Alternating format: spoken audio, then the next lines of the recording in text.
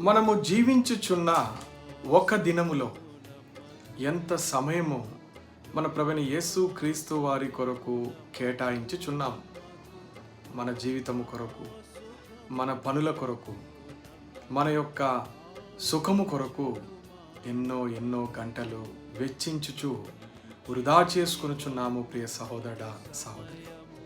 అందుకనే మన శారీరక ఆరోగ్యము, మానసిక ఆరోగ్యము, ఆత్మీయ ఆరోగ్యము కూడా చెడిపోతూ ఉన్నది. మరి వీటిని అన్నిటినీ నువ్వు రక్షించుకొని ఆరోగ్యముగా జీవించవలెను అనంటే ఒక మార్గం ఉన్నది.